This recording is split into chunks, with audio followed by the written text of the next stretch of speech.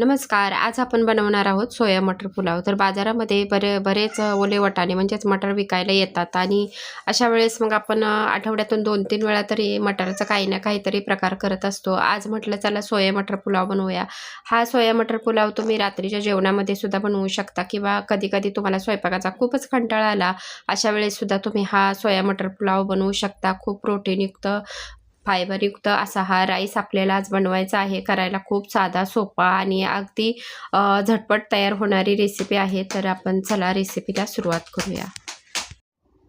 तर त्याच्याकरता आपल्याला लागणार आहे आपल्या घरातली जी मोठी वाटी असते ती एक वाटी भरून आपण बासमती तांदूळ घेतला आहे. तर इथं बासमती तांदळाच्या जागेवर तुम्ही रोज जो तांदूळ खाता तो जरी घेतला तरी चालेल. इथं मी लॉंग बासमती राईस घेतलेला आहे. आता त्याला आपण व्यवस्थित असं धुवून घ्यायचं आहे.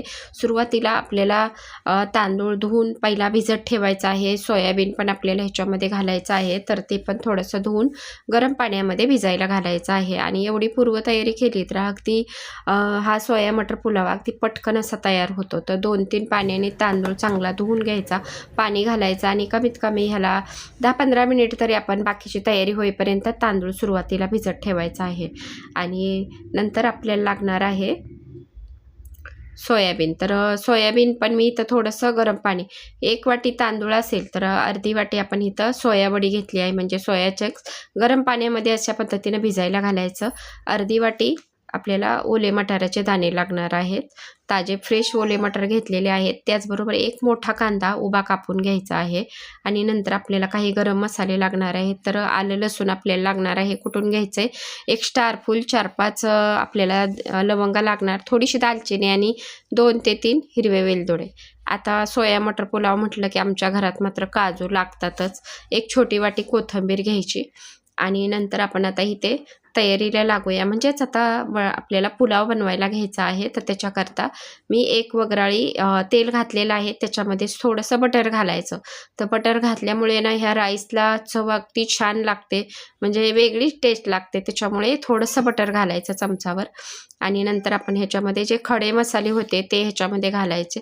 खूप थोडेसे मसाले घाला बघा तुम्ही. राईसचा म्हणजे जी चव असते ना ती खूप छान लागते. ह्याच्यामध्ये उगाचच हे ते सर्व इतका पसारा घालायचा नाही, जास्त घाट घालायचा नाही आहे. आता थोडेसे मसाले तडतडले की आपण त्याच्यामध्ये उभा कापलेला कांदा घालायचा आणि त्याला पण आपण चांगला परतून घ्यायचा. कांदा थोडासा मऊ झाला की आपण त्याच्यामध्ये आता बाकीचं साहित्य वापरायचं आहे. म्हणजे सुरुवातीला आपण आलं लसूण घातलेलं नाही आहे, कारण ते तळायला लागतं आणि नंतर मग कांदा व्यवस्थित असा भाजत नाही आहे. त्याच्यामुळे कांदा थोडासा मऊ झाला की बघू शकता आता कांद्याचा थोडासा रंग बदलला आहे. नंतर आपण ठेचून घेतलेलं आलं आणि लसूण घालायचं. अगदी बारीक पेस्ट घालायची नाही आहे. तर असं आपण उकळीमध्ये ठेचून घेतलेला आहे. व्हिडिओ खूप मोठा होईल त्याच्यामुळे मी ठेचलेलं काही दाखवले नाही, पण उकळीमध्ये असं आपण ठेचून घ्यायचं आहे. जाडसर असं ठेचून घ्यायचं आहे. आणि मिरची तर दाखवायला विसरली होते, त्याच्यामुळे पुलाव जर थोडासा तिखट आवडत असेल तर तुम्ही ह्याच्यामध्ये 2 उभ्या तुकडे करून आपण हिरव्या मिरच्या घालायच्या आणि नंतर आपण ह्याच्यामध्ये काजू घालायचे. तर हा पुलाव खाताना तुम्हाला कशाचीच गरज पडणार नाही आहे, सोबत भाजीची वगैरे असंच तुम्ही खाऊ शकता. एवढा छान असा पुलाव तयार होतो. नंतर आपण आता हे व्यवस्थित फोडणीचं साहित्य परतून झालं की ह्याच्यामध्ये मटाराचे दाणे घालायचे. तर व्यवस्थित असं ह्याला आपण परतून घ्यायचं. वाटाण्याचा चांगला रंग बदलला की आपण त्याच्यामध्ये भिजवून चांगले पिळून घेतलेली सोयावडी घालायची, म्हणजे सोया चंक्स. तर इथं सोयावडी तुम्हाला मोठी वाटत असेल तर थोडीसं तुकडे करून घातले तरी चालेल, पण मोठी पण छान वाटते. एवढी पण मोठी होत नाही आहे भातामध्ये शिजून ती. आपण याच्यामध्ये अर्धी वाटी सोयावडी घातलेली आहे, त्याच्यामुळे ठीक आहे. पण लहान वडी जर असली तर अधिक चांगली पुलावसाठी, म्हणजे प्रत्येक घासात आपल्याला सोयावडी खाताना लागेल.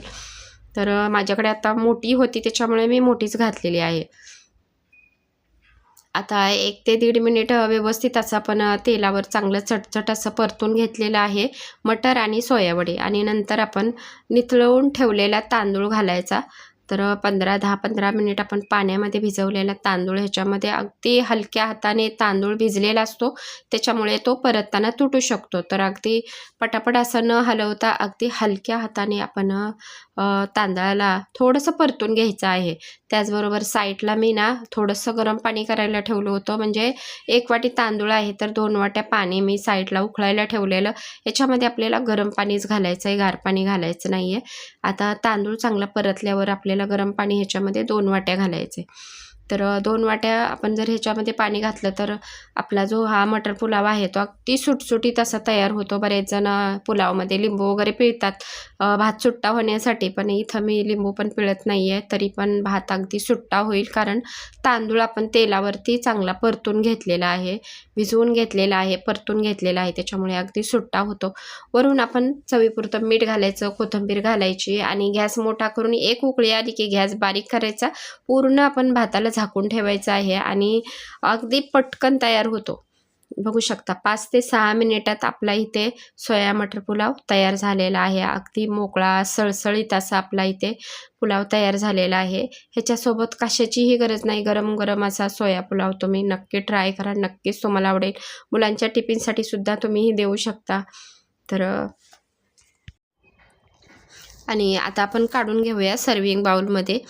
तर असा हा सोया मटर पुलाव म्हणजे बाजारात एकदा ओले वाटाणे यायला लागले की आठवड्यातून अगदी 2 वेळा तरी आमच्या घरातल्या मंडळींना हा सोया मटर पुलाव खायला आवडतो. म्हणजे मटाराची कुठलीही रेसिपी भयंकर आवडते. मग मटाराची आमटी असो, उसळ असो, मटाराचे पराठे असो किंवा मग असा हा पुलाव. सहसा करून जास्त करून पुलाव सर्वांना खूप आवडतो. तर रेसिपी तुम्ही नक्की ट्राय करा. नक्कीच घरातल्या मंडळींना सगळ्यांना आवडेल आणि परत परत तुम्ही नक्कीच बनवून खाल. तर व्हिडिओ आवडल्यास व्हिडिओला एक लाईक, शेअर, सबस्क्राईब आणि व्हिडिओ शेवटपर्यंत पाहिल्याबद्दल धन्यवाद.